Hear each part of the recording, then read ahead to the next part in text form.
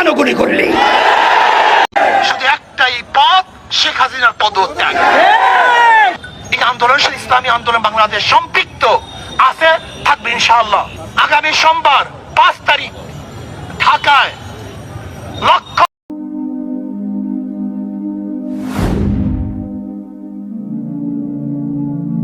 বিসমিল্লাহির রহমানির রহিম। জুনের শেষ এবং জুলাইয়ের শুরুতে দেশের জাতীয় রাজনৈতিক প্রেক্ষাপট ছিল উত্তপ্ত। তৎকালীন ফ্যাসিস্ট প্রধানমন্ত্রী শেখ হাসিনা ভারতকে ট্রানজিট দেওয়া ও ট্রেন চলাচলের সুবিধাসহ বেশ কিছু চুক্তি করে। এরই প্রেক্ষিতে ইসলামী আন্দোলন বাংলাদেশ রাজপথে সরব ভূমিকায় ছিল। তাছাড়া জুলাই আন্দোলনের শুরু থেকে সারা দেশে ইসলামী যুব আন্দোলন বাংলাদেশের প্রতিষ্ঠাবার্ষিকী সমাবেশ চলছিল। সমাবেশ সহ কর্মসূচিসমূহের অনেকগুলো প্রোগ্রামে প্রধান অতিথি হিসেবে উপস্থিত ছিলেন পীর সাহেব চরমোনাই। তিনি সেসব প্রোগ্রামে আন্দোলনরত শিক্ষার্থীদের সমর্থন দিয়ে সারা দেশে গণসংযোগ তৈরি করেন, যা সারা দেশে আন্দোলন ছড়িয়ে পড়তে অনেক বড় ভূমিকা রাখে। জুলাই অভ্যুত্থানে ইসলামী আন্দোলন বাংলাদেশ এবং তার সহযোগী সংগঠনগুলো সর্বাত্মকভাবে সক্রিয় অংশগ্রহণ করে ফ্রন্ট লাইনে আন্দোলন চালিয়েছে। এই ডকুমেন্টারিতে জুলাই আন্দোলনে ইসলামী যুব আন্দোলন বাংলাদেশ এবং ইসলামী আন্দোলন বাংলাদেশ ও তার সহযোগী সংগঠনগুলোর অ্যাক্টিভিটিসমূহের আংশিক তুলে ধরা হলো। 3 জুলাই 2024 জাতীয় প্রেস ক্লাবে গণপ্রজাতন্ত্রী বাংলাদেশ স্বৈরতন্ত্রে পরিণত হওয়া, ভারতের সাথে দেশ বিরোধী চুক্তি ও মাত্রাহীন দুর্নীতি এবং ক্রমাগত ঘনীভূত জাতীয় সংকট নিরসনে ইসলামী আন্দোলন বাংলাদেশের আমির মুফতি সৈয়দ মোহাম্মদ রেজাউল করিম পীর সাহেব চরমোনাইয়ের সভাপতিত্বে জাতীয় সংলাপের আয়োজন করা হয়। 4 জুলাই 2024 কোটা আন্দোলনে সাধারণ শিক্ষার্থীদের সাথে সংহতি জানায় ইসলামী ছাত্র আন্দোলন বাংলাদেশ এবং শিক্ষার্থীদের আন্দোলনে সক্রিয় অংশগ্রহণ করে। 4 জুলাই 2024 ভারতের সাথে দেশ বিরোধী সকল চুক্তি বাতিল এবং দুর্নীতিবাজদের গ্রেফতার ও বিচারের দাবিতে দেশব্যাপী বিক্ষোভ মিছিল করে ইসলামী আন্দোলন বাংলাদেশ। বিক্ষোভ মিছিল থেকে অবৈধ সরকারকে ক্ষমতাচ্যুত করার জন্য তীব্র গণ আন্দোলনের হুঁশিয়ারি দেয়া হয়। বিক্ষোভ কর্মসূচিতে সারা দেশে ইসলামী যুব আন্দোলন বাংলাদেশ সক্রিয় অংশগ্রহণ করে। 7 জুলাই 2024 ইসলামী যুব আন্দোলন বাংলাদেশ মাদারীপুর জেলা শাখার আয়োজনে প্রতিষ্ঠাবার্ষিকী সমাবেশ অনুষ্ঠিত হয়। সমাবেশে প্রধান অতিথির বক্তব্যে পীর সাহেব চরমোনাই শিক্ষার্থীদের কোটা বিরোধী আন্দোলনে সমর্থন জানিয়ে বলেন, সরকার গুন্ডা বাহিনী, হেলমেট বাহিনী দিয়ে হলে হলে পাহারাদার বসিয়েছে এবং দমন পীড়ন করে শিক্ষার্থীদের আন্দোলন ধ্বংস করতে চাইছে। তিনি কোটা বিরোধী আন্দোলনরত শিক্ষার্থীদের দাবি মেনে নিতে সরকারের প্রতি আহ্বান জানান। 8 জুলাই 2024 বৈষম্যমূলক কোটা ব্যবস্থা বহাল রেখে মেধাবীদের অবমূল্যায়ন করার কোনো যৌক্তিকতা নেই উল্লেখ করে পীর সাহেব চরমোনাই বিবৃতি প্রদান করেন। 10 জুলাই আন্দোলনরত শিক্ষার্থীদের দাবির সাথে সম্মত জানিয়ে কোটা ব্যবস্থা সংস্কারের দাবিতে 12 জুলাই 2024 ঢাকায় বিক্ষোভ মিছিলের ঘোষণা দেয় ইসলামী যুব আন্দোলন বাংলাদেশের সেক্রেটারি জেনারেল মুফতি মনসুর আহমদ সাকি। কোটা ব্যবস্থা সংস্কার সহ বিভিন্ন দাবিতে 12 জুলাই 2024 বাইতুল মুকাররমের উত্তর গেটে ঢাকা মহানগর উত্তর ও দক্ষিণের ব্যানারে বিক্ষোভ মিছিল করে ইসলামী যুব আন্দোলন বাংলাদেশ। এই ছাত্র অধিকার আদায়ের জন্য ছাত্ররা জীবন বাজি আন্দোলন করছে, সেই আন্দোলন আমরা অব্যাহত রাখবো। এই ছাত্র আন্দোলন হয়তো না সরকার পতন আন্দোলন রূপ দিতে পারে। এদিকে 12 জুলাই 2024 ইসলামী যুব আন্দোলন বাংলাদেশ সিরাজগঞ্জ জেলা শাখার আয়োজনে প্রতিষ্ঠাবার্ষিকী সমাবেশ থেকে ভারতের তাবেদার সরকারের পতন ঘটিয়ে দেশপ্রেমিক সরকার প্রতিষ্ঠা করতে হবে মর্মে ফ্যাসিস্ট সরকার পতনের আহ্বান জানান পীর সাহেব চরমোনাই। 15 জুলাই 2024 ঢাকা বিশ্ববিদ্যালয়ে যৌক্তিক দাবিতে আন্দোলনরত নিরীহ নিরস্ত্র শিক্ষার্থীদের ওপর ছাত্রলীগের বর্বর হামলায় আহতদের খোঁজ খবর নিতে ইসলামী ছাত্র আন্দোলন বাংলাদেশের একটি টিম ঢাকা মেডিকেল কলেজের জরুরি বিভাগ পরিদর্শন করেন। ক্যাম্পাসসমূহে নিরীহ শিক্ষার্থীদের উপর ছাত্রলীগের বর্বর হামলার প্রতিবাদে রাত 9টায় পল্টনে বিক্ষোভ মিছিল করে ইসলামী ছাত্র আন্দোলন বাংলাদেশ।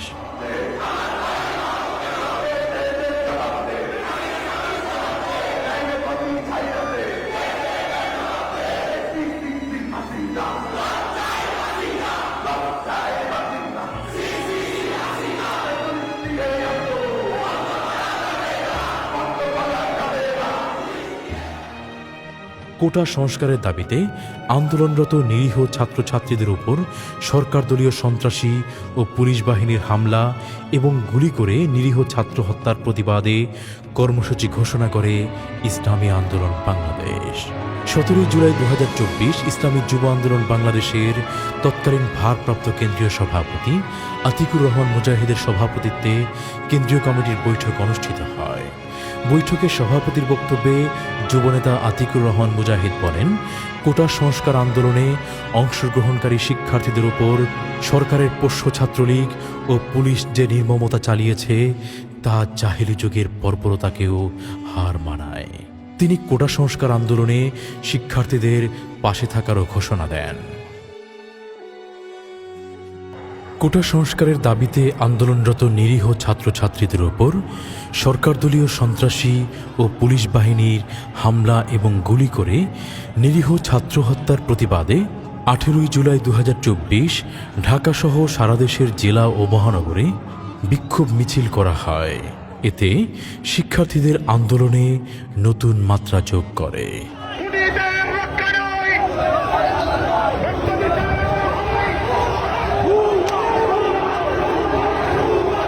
নরপিচাস, তুই আমার সন্তানদের বুকে কেন গুলি করলি? আবু সাইদের হাতে কোনো অস্ত্র নেই, ও একটা মেধাবী ছাত্র, ওর কোনো সন্ত্রাসীর কোনো তালিকা ওর নামে নেই। সেখানে ঠান্ডা মাথায় ওর বুকের ভিতরে একটা নয় কয়েকটা গুলি করে পাখির মতো লুকিয়ে ফেলে হয়েছে। আসেন, আর বসে থাকলে আমাদের পায়ের নিচে মাটি থাকবে না, এদেশে আমাদের জানমাল ইজ্জতের নিরাপত্তা থাকবে না, আমাদের স্বাধীনতা থাকবে না। তাই আমাদের স্বাধীন দেশে আমাদের স্বাধীনতা নিশ্চয়তা করার জন্যই রাজপথে নামার জন্য সকলকে আহ্বান জানাচ্ছি। ইতোমধ্যেই শিক্ষার্থীদের আন্দোলনের দাবানল ছড়িয়ে পড়ে সর্বত্র। রাজধানীর বিভিন্ন জায়গায় হচ্ছে ধাওয়া পাল্টা ধাওয়া। যাত্রাবাড়িতে পুলিশের বুলেটে আহত হন ইসলামী যুব আন্দোলন বাংলাদেশের কেন্দ্রীয় তথ্য ও গবেষণা সম্পাদক HM কাউসার বাঙালি। এদিকে দীর্ঘ 1 মাস ধরে প্রস্তুতি নেওয়া 19 জুলাইয়ের ঢাকায় প্রতিষ্ঠাবার্ষিকী সমাবেশের নাম পরিবর্তন করে যুব সমাবেশ ও বিক্ষোভ মিছিল ঘোষণা করে ইসলামী যুব আন্দোলন বাংলাদেশ। 19 জুলাই 2024 ঢাকায় এক রক্তক্ষয়ী পুলিশি হামলার মধ্য দিয়ে অনুষ্ঠিত হয় ইসলামী যুব আন্দোলন বাংলাদেশের যুব সমাবেশ ও বিক্ষোভ মিছিল। আগের রাতে ফ্যাসিস্ট আওয়ামী সরকার সারা দেশে হঠাৎ করে ইন্টারনেট সেবা বন্ধ করে দেয়। সেদিন অবৈধ সরকার বাইতুল মুকাররম এলাকাকে রণক্ষেত্রে পরিণত করে। পুলিশের গুলিতে ইসলামী যুব আন্দোলন বাংলাদেশের প্রায় অর্ধশতাধিক নেতাকর্মী আহত হয়। ফলে সারা দেশে আন্দোলনের দাবানল ছড়িয়ে পড়ে। এদিকে শিক্ষার্থীদের চলমান আন্দোলনে নিহত হওয়া শহীদ ভাইদের রুহের মাগফিরাত কামনায় দোয়ার আয়োজন করে ইসলামী আন্দোলন বাংলাদেশ চরমোনাই শাখা। দলের সিনিয়র নায়েবে আমির মুফতি সৈয়দ মোহাম্মদ ফয়জুল করিম শায়েখে চরমোনাই সেখানে বক্তৃতা করেন। হয়তো সামনে যাবে আবার মৃত্যুবরণ করবে, এর বাইরে কোনো রাস্তা নাই। যদি আমরা জেলে যাই, তোমরা যারা থাকবে তারা আন্দোলন করবে। তারা যদি জেলে যাও, যারা থাকবে তারা আন্দোলন করবে। যারা বাঁচবে তারা সংগ্রাম করবো, যারা বাঁচবে তারা সংগ্রাম করবো। এই শাহীদ জালের বিরুদ্ধে আন্দোলন করবো, সংগ্রাম করবে। আমরা খুনি শেখ হাসিনাকেও ওই বাস্তাব থেকে নামাতে বাধ্য করবো ইনশাআল্লাহ। শিক্ষার্থীদের আন্দোলনকে কেন্দ্র করে সরকার সারা দেশে গণগ্রেফতার শুরু করেছে। 27 জুলাই 2024 ইসলামী আন্দোলন বাংলাদেশের মহাসচিব অধ্যক্ষ হাফিজ মাওলানা ইউনুস আহমদ মিডিয়ায় বিবৃতি প্রদান করেন। বিবৃতিতে তিনি বলেন, সরকারি বেসরকারি বিভিন্ন স্থাপনার ক্ষয়ক্ষতি নিয়ে প্রধানমন্ত্রীর মায়াকান্না শোনা যায়। কোটা সংস্কারের দাবিতে শিক্ষার্থীদের ন্যায্য আন্দোলন দমন করতে সরকার নৃশংসভাবে দলীয় সন্ত্রাসী ও পুলিশ দিয়ে শত শত ছাত্র জনতাকে গুলি করে হত্যার বিষয়টি বেমালুম ভুলে যাচ্ছেন তিনি, যা কোনোভাবেই কাম্য নয়। 29 জুলাই 2024 রাজধানী ঢাকায় কোটা সংস্কার আন্দোলনে সরকার কর্তৃক সৃষ্ট সংকট নিরসনে করণীয় বিষয়ে ইসলামী আন্দোলন বাংলাদেশ সংবাদ সম্মেলন করে। 31 জুলাই 2024 ইসলামী যুব আন্দোলন বাংলাদেশের কেন্দ্রীয় কর্মপরিষদের বৈঠক থেকে কেন্দ্রীয় সভাপতি মাওলানা মুহাম্মদ নেসার উদ্দিন সরকার পতন আন্দোলনে পূর্ণ সমর্থন ঘোষণা করেন। তিনি বলেন, যে আগুন রক্তে জ্বলেছে কোনো পানি দিয়েই তা নিভবে না। ফ্যাসিবাদী সরকারের গুলিতে নিহত শহীদ মীর মাহফুজুর রহমান মুগ্ধ ও কারাবন্দী অধ্যাপক আসিফ মাহতাবের পরিবারের সাথে 32 জুলাই 2024 সাক্ষাৎ করেন ইসলামী আন্দোলন বাংলাদেশের সিনিয়র নায়েবে আমির মুফতি সৈয়দ মোহাম্মদ ফয়জুল করিম শায়েখে চরমোনাই। এদিকে শহীদ সিয়ামের শোকাহত পরিবারের সাথে সাক্ষাৎ করে ইসলামী ছাত্র আন্দোলন বাংলাদেশের নেতৃবৃন্দ। 33 জুলাই 2024 ঢাকায় ছাত্র যুব নেতৃবৃন্দের সাথে ঐতিহাসিক মতবিনিময় সভা করে ইসলামী আন্দোলন বাংলাদেশ। আবু সাইদ যদি বুক পাততে পারে, সেই বুক তো আমাদের কাছেও আছে। আবু সাইদ যদি রক্ত দিতে পারে, সেই রক্ত আমাদের কাছেও আছে। যদি আবু সাইদ আজকে জীবন দিয়ে গরিব হতে পারে, আমরা কেন জীবন দিয়ে গরিব হতে পারবো না? আজকে হাজারো মানুষ যদি জেলখানায় থাকতে পারে, মনে রাখতে হবে আমিও তাদের একটা পার্ট, আমিও তাদের একটা পার্ট। আমার ভাই জেলখানায় আছে, আমিও যাবো, অসুবিধা কোথায়? মরার জন্য অক্ষম কেউ মরবেন না, বাঁচার জন্য বিচ্ছন্ন থাকেন কেউ বাঁচতে পারবেন না। জাতীয়ভাবে এই সরকার জালেমের বিরুদ্ধে আন্দোলনে ঝাঁপিয়ে পড়বো ইনশাআল্লাহ। অবশ্যই অচিরেই কর্মসূচি আসতেছে, সর্বোচ্চ শক্তি দিয়ে সেই কর্মসূচি পালন করার জন্য ইনশাআল্লাহ আমরা চেষ্টা করব। মূলত এই সভাতেই ফ্যাসিস্ট হাসিনার পতনের বীজ বপন করে ইসলামী আন্দোলন বাংলাদেশ এবং সেই আলোকেই রাজপথে ঝাঁপিয়ে পড়ে সংগঠনের সকল নেতাকর্মীরা। 34 জুলাই 2024 সরকার পদত্যাগের এক দফা দাবি ঘোষণা করেছে বৈষম্য বিরোধী ছাত্র আন্দোলন। এদিকে পূর্ব ঘোষিত কর্মসূচির অংশ হিসেবে ঢাকায় ইসলামী আন্দোলন বাংলাদেশের বিক্ষোভ মিছিলে যুক্ত হন দলের সিনিয়র নায়েবে আমির মুফতি সৈয়দ মোহাম্মদ ফয়জুল করিম শায়েখে চরমোনাই। বিক্ষোভ মিছিলের কথা থাকলেও সেটি জনসমুদ্রে পরিণত হয়। বাইতুল মুকাররম উত্তর গেট থেকে একটি বিশাল মিছিল মুফতি ফয়জুল করিমের নেতৃত্বে পল্টন মোড় হয়ে প্রেস ক্লাবের সামনে গিয়ে সমাবেশে মিলিত হন। সেখানে বক্তব্য শেষে পুনরায় মিছিলটি কদম ফোয়ারা হয়ে দোয়েল চত্বর হয়ে পুনরায় প্রেস ক্লাব, পল্টন মোড়, বিজয়নগর, নাইটিঙ্গেল হয়ে পুরোনা পল্টন মোড় সহ পুরো এলাকায় লোকে লোকারণ্য হয়ে যায়। সমাবেশে মুফতি ফয়জুল করিম বৈষম্য বিরোধী ছাত্র আন্দোলনের সকল কর্মসূচির সাথে একাত্মতা ঘোষণা করে বলেন, ইসলামী আন্দোলন বাংলাদেশ শুরু থেকে এ আন্দোলনের পাশে ছিল, আছে এবং থাকবে। তাছাড়া আগামী 5 আগস্ট এক দফা দাবিতে ঢাকা সহ সারা দেশে গণমিছিল কর্মসূচি ঘোষণা করেন তিনি।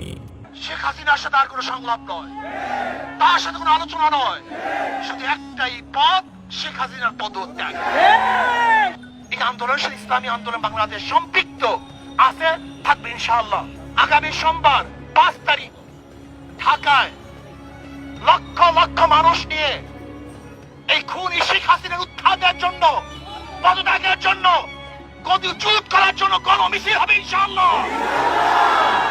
35 জুলাই 2024 ঢাকার রাজপথ ইসলামী আন্দোলন বাংলাদেশের সিনিয়র নায়েবে আমির মুফতি সৈয়দ মোহাম্মদ ফয়জুল করিমের নেতৃত্বে আবারও প্রকম্পিত হয়। মুফতি সৈয়দ মোহাম্মদ ফয়জুল করিমের নেতৃত্বে বিশাল গণমিছিল থেকে জনসমুদ্র বাইতুল মুকাররম থেকে শুরু হয়ে শাহবাগে বৈষম্য বিরোধী ছাত্র আন্দোলনের অবস্থান কর্মসূচির সাথে গিয়ে মিলিত হয়। এ সময় বৈষম্য বিরোধী ছাত্র আন্দোলনের নেতারা শায়েখে চরমোনাইকে ফুল দিয়ে বরণ করে নেন। তিনি ছাত্র জনতাকে সরকার পতনের এক দফা দাবিতে পূর্ণ সংহতি ও সহযোগিতার আশ্বাস দেন। তিনি বলেন, খুনি হাসিনা সরকারের পতন ছাড়া ঘরে ফেরা যাবে না। সরকারের সাথে আলোচনার কোনো সুযোগ নেই, রাজপথে ফয়সালা হবে ইনশাআল্লাহ। ইসলামী আন্দোলন বাংলাদেশ এরশাদ চরমানাই প্রথম থেকে ছিল, আছে, থাকবে ইনশাআল্লাহ। যতদিন পর্যন্ত শেখ হাসিনার পদত্যাগ না হবে ততদিন পর্যন্ত রাজপথ ছাড়বে ইনশাআল্লাহ। যদি কেউ আমাদের মধ্যে শেখ হাসিনার সাথে হতাহত করার প্ল্যান করে, ষড়যন্ত্র করে, তাহলে আমরা তাদেরকে মির্জাফর হিসাবে ঘোষণা করছি। শেখ হাসিনার সাথে কোনো বৈঠক নেই, কোনো আলোচনা নেই, শুধু দাবি একটা, দাওয়া একটা, ওই গণভবন দখল করতে হবে। আগামীকাল গণমিছিলে সবাই অংশগ্রহণ করবেন, কেউ ঘরে থাকবেন না। আগামীকাল গণমিছিলে ছাত্র জনতার প্রত্যেকটা প্রোগ্রামে এবং কর্মসূচিতে আমরা ঐক্যবদ্ধ হব। এদিকে বৈষম্য বিরোধী ছাত্র আন্দোলন 5ই আগস্ট মার্চ টু ঢাকা কর্মসূচি ঘোষণা করে। ইসলামী আন্দোলন বাংলাদেশ মার্চ টু ঢাকা কর্মসূচির সাথে একাত্মতা ঘোষণা করে নিজেদের পূর্ব ঘোষিত দেশব্যাপী গণমিছিল কর্মসূচি প্রত্যাহার করে নেওয়ার জরুরি ঘোষণা জারি করে এবং সারা দেশের সমস্ত নেতাকর্মীদের মার্চ টু ঢাকা কর্মসূচি সফল করতে নির্দেশনা দেয়। ৩৬শে জুলাই ২০২৪ সারা দেশের আপামর ছাত্র জনতা ঢাকার উদ্দেশ্যে যাত্রা করে এবং এক পর্যায়ে ফ্যাসিস্ট শেখ হাসিনা ক্ষমতা ছেড়ে ভারতে পলায়ন করতে বাধ্য হয়। ৩৬শে জুলাই একদিনে হয়নি, এর পেছনে রয়েছে দীর্ঘ ১৬ বছর আওয়ামী জাহিলিয়াতের জাদাকলে পিষ্ট বহু আন্দোলন সংগ্রাম, যাদের আত্মত্যাগের বদৌলতে আমরা বাংলাদেশকে পুনরায় স্বাধীন হিসেবে পেয়েছি। সে সকল শহীদ বীর যোদ্ধাদের রুহের মাগফিরাত কামনা করছি, আহতদের সুস্থতা কামনা করছি এবং যারা এই বিপ্লবী আন্দোলনে নেতৃত্ব দিয়েছেন সকলের প্রতি বিপ্লবী অভিনন্দন।